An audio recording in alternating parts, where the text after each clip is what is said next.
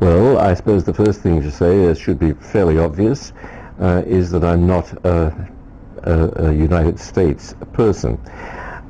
In fact, my status here is very lowly. I am classified as a non-resident alien. Now, actually, then, more positively, I'm an Australian. And, of course, I'm a Catholic priest of the Archdiocese of Sydney. And all my life, I've been involved in theological work.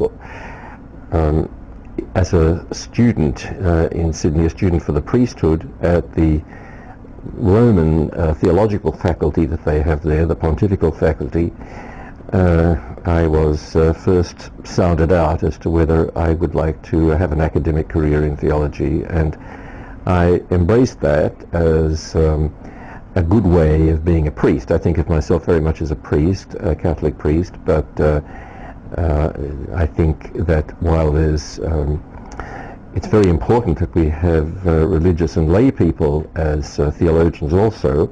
I think there's an important niche there for the priest always in theology.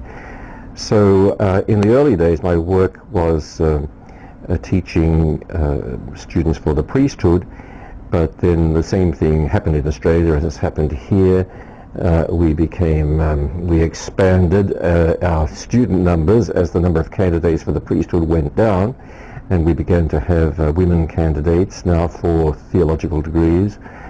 And then we branched out into an ecumenical venture with different theological colleges joining up to give degrees that were recognized by the state of New South Wales, which is the state of Australia that Sydney is in. And so in all that, I was teaching and researching and writing, and I really became known over here in the United States, I think partly through publications, but partly through the work of two theologians, one Catholic, the other Protestant. The Catholic was Father Ed Kilmartin, S.J., whom I got to know on a visit to Australia while I was quite a young theologian there. And I know that he really sponsored my work here in the United States in a big way. And the other man was a Methodist whom I likewise met while he was touring Australia, Dr. Albert Outler. And he's dead now. Oh, they're both dead actually. Kilmartin's dead too.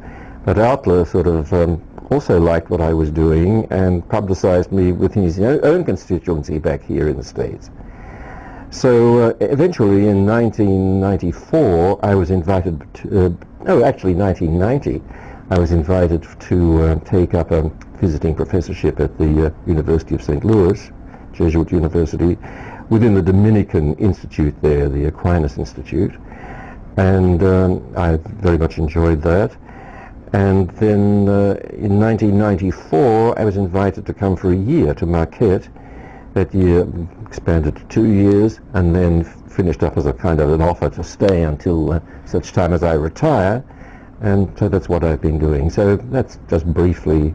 Oh, I should mention probably the most important thing too, and that was I did my doctorate in Sydney through the pontifical faculty there, but because I hadn't had any overseas experience, and Australians at that time did like to do that, they don't do that so much anymore. I think similar thing here in America. I was allowed to go to Munich, and I stayed there for 2 years doing graduate courses, and in that time I became a devotee of Karl Rahner, who was actually there teaching at the university at that time. And one reason why I think this is an excellent project is that I don't know that I would have been hooked onto Rahner as firmly as I am had it not been for the fact that I got a real sense of what he was like as a person in those 2 years.